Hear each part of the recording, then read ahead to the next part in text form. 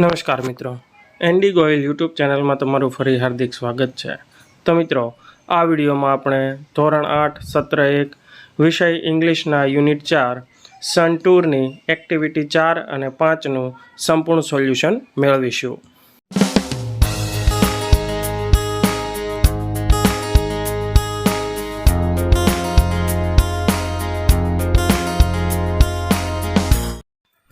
Activity 4 solar energy. તો મિત્રો, અહીંયા આપણને સોલાર એનર્જી એટલે કે સૌર ઉર્જા વિશે કેટલીક માહિતી આપવામાં આવી છે, જે આપણે જાણીશું. તો જોઈએ તે માહિતી. In your science books you have read about energy. Do you know what is meant by solar energy? Well, it is the energy from the sun. Solar means from the sun. As you already knows, the sun is bright star. The earth and the other planets move around it. This is our solar system. હવે તેનું ગુજરાતી ભાષાંતર જોઈએ. તમારા વિજ્ઞાનના પુસ્તકોમાં તમે શક્તિ એટલે કે ઉર્જા વિશે વાંચ્યું છે. સૌર ઉર્જા એટલે શું એ તમે જાણો છો? વારું. તે સૂર્યમાંથી આવેલી શક્તિ કે ઉર્જા છે. સૌર એટલે સૂર્યમાંથી. સૂર્ય એક તેજસ્વી તારો છે, એ તો તમે જાણો જ છો. પૃથ્વી અને બીજા ગ્રહો સૂર્ય ફરતા ફરે છે. આ છે આપણી સૂર્યમાળા એટલે કે સૌરમંડળ. In India the sun usually shines very brightly. That is why the Indian summer is extremely hot and long. All of us have experienced the hot summer days. We feel restless during this season. The strong sun rays cause sunstrokes too. We are forced to protect ourselves from the harsh rays of the hot summer sun. However, we have invented many ways of protecting ourselves from the scorching heat. તો તેનું ગુજરાતી છે. સામાન્ય રીતે ભારતમાં સૂર્ય ખૂબ જ પ્રકાશિત હોય છે. તેથી જ ભારતની ગ્રીષ્મ ઋતુ અતિશય ગરમ અને લાંબી હોય છે.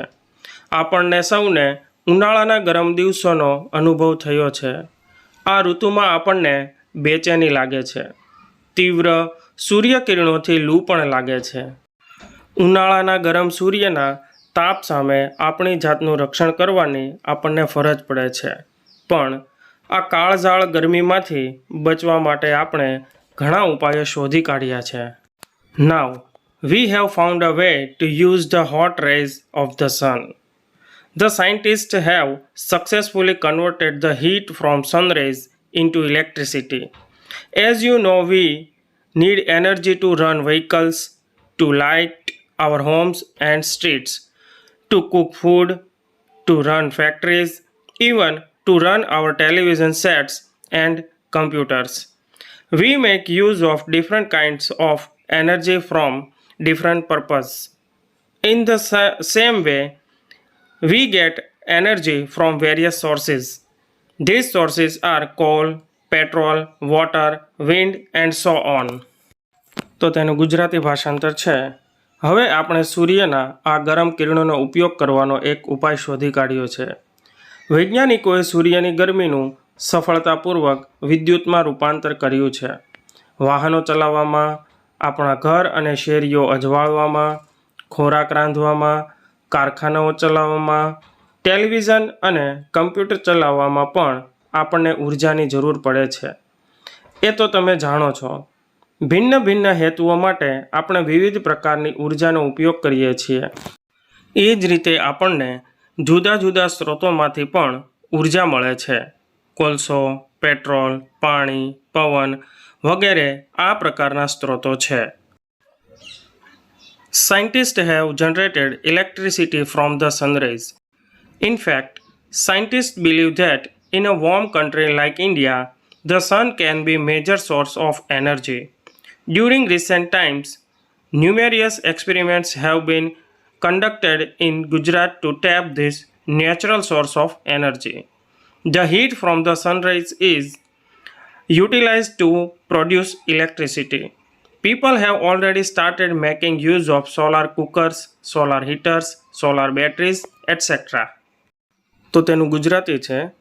વૈજ્ઞાનિકોએ સૂર્યકિરણોમાંથી વિદ્યુત ઉત્પન્ન કરી છે.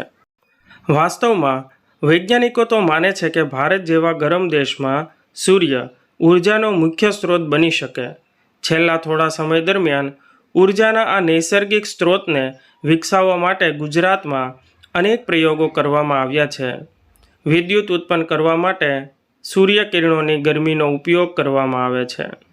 લોકોએ તો સોલાર કુકર, સોલાર હીટર અને સોલાર બેટરી વગેરેનો ઉપયોગ કરવાનું ક્યારનું શરૂ કરી દીધું છે. Have you noticed shining glass-like plates on the top of multi-story buildings, hospitals, hotels, factories, and offices? They are solar heaters. This device collects energy from the rays of the sun. This energy is converted into heat. The heat produced from solar energy is used to heat water. The water then is put to varied uses such as bathing, cooking, cleaning, washing, drinking and so on. એટલે કે બહુમાળી મકાનો પર, હોસ્પિટલો, hotels, કારખાના અને office પર કાચ જેવી ચમકતી તાસકો કદી તમારા જોવામાં આવી છે? એ બધી સોલાર હીટર છે. આ સાધન સૂર્યના કિરણોમાંથી ઉર્જા એકઠી કરે છે. આ ઉર્જાનું ગરમીમાં રૂપાંતર કરવામાં આવે છે. પાણી ગરમ કરવા માટે સૌર ઉર્જામાંથી ઉત્પન્ન થતી ગરમીનો ઉપયોગ કરવામાં આવે છે. આ ગરમ પાણીના વિવિધ ઉપયોગો જેવા કે સ્નાન, રસોઈ, સફાઈ, કપડાં ધોવા અને પીવા વગેરે છે. The energy produced from the solar rays can also light bulbs and keep our homes, offices and streets illuminated. There are some villages and industrial areas in Gujarat where this source of energy is used to light up the streets at night. Thus, with their innovative ideas and hard work, scientists have turned the ban into a blessing. એટલે કે સૌર કિરણોમાંથી ઉત્પન્ન કરવામાં આવતી ઉર્જા બલ્બને પણ પ્રકાશિત કરી આપણા ઘર, ઓફિસ અને શેરીઓને અજવાળી શકે છે. ગુજરાતમાં આવા કેટલાક ગામડાઓ અને ઔદ્યોગિક વિસ્તારો છે જ્યાં આ ઉર્જા સ્ત્રોતનો ઉપયોગ શેરીઓને રાત્રે અજવાળવામાં થાય છે. આમ તેમના સંશોધનાત્મક વિચારો અને સખત પરિશ્રમને પરિણામે વૈજ્ઞાનિકોએ શાપને આશીર્વાદમાં ફેરવી આપ્યો છે. Man has taken help of science and technology and developed varied ways of producing energy from different sources. The sun is source of abundant energy. Let us hope that we are able to use solar energy and provide electricity to remote areas in our countries. That's indeed a ray of hope, isn't it? તો તેનું ગુજરાતી છે. માણસે વિજ્ઞાન અને ટેકનોલોજીની મદદ લઈને જુદા જુદા સ્ત્રોતોમાંથી ઉર્જા ઉત્પન્ન કરવાના વિવિધ માર્ગો વિકસાવ્યા છે. સૂર્ય વિપુલ છે, ઉર્જાનો સ્ત્રોત છે.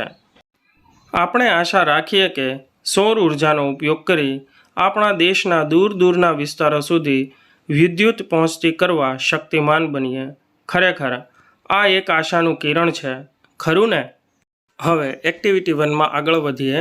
Match A with B appropriately, એટલે કે એ વિભાગ સાથે બી વિભાગમાંથી સાચું વિધાન શોધી અને જોડો. તો હવે આપણે એ જોડકા સાચી રીતે જોડવાનો પ્રયત્ન કરીએ. પહેલું છે સોલાર એનર્જી, તો તેની સામે આવશે power produced by the sun. બીજું છે સોલાર સિસ્ટમ, તો તેની સામે જવાબ આવશે a set of planets moving around the sun. ત્રીજું છે રેસ્ટલેસ, તો તેની સામે આવશે અનઇઝી.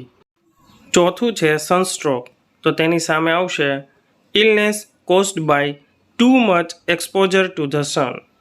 પાંચમું છે સ્કોર્ચિંગ, તો તેની સામે આવશે બર્નિંગ. અને છઠ્ઠું છે કન્વર્ટેડ, તો તેની સામે આવશે ચેન્જડ. એક્ટિવિટી 4માં આગળ વધીએ.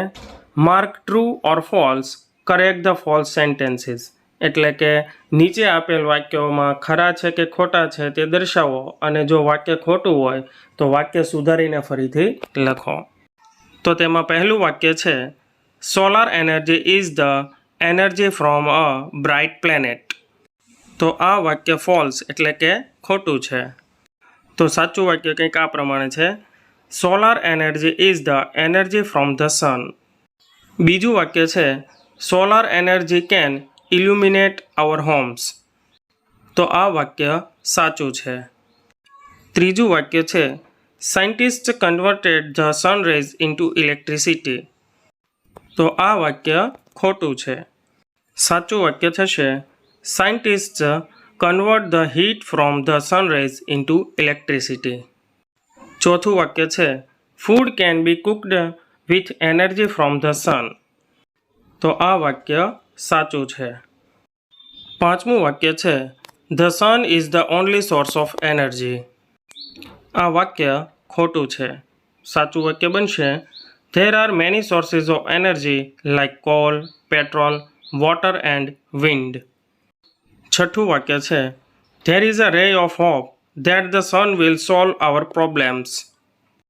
તો આ વાક્ય સાચું છે. એક્ટિવિટી 4માં આગળ જોઈએ. Here are some sentences, read them carefully and read the lesson and find the sentences expressing similar meanings. એટલે કે અહીં કેટલાક વાક્યો આપ્યા છે તેને ધ્યાનપૂર્વક વાંચો, પાઠ વાંચો અને જે વાક્યોમાં દર્શાવ્યો છે એ પ્રમાણેનો અર્થ ધરાવતું વાક્ય પાઠમાંથી શોધી અને લખો. તો તેમાં પહેલું વાક્ય છે, you have learnt about energy. તો તેનો જવાબ આવશે, you have read about energy. બીજું વાક્ય છે, people from outside India do not come here during the summer. તો તેમાં જવાબ આવશે, we feel restless during this season. ત્રીજું વાક્ય છે, scientist have started using sun rays in a new manner. તો તેનો જવાબ છે, we have found a new way to use the hot rays of the sun. ચોથું વાક્ય છે, people do not use the same type of energy for all kinds of work. તો તેનો જવાબ છે, we make use of different kinds of energy for different purpose.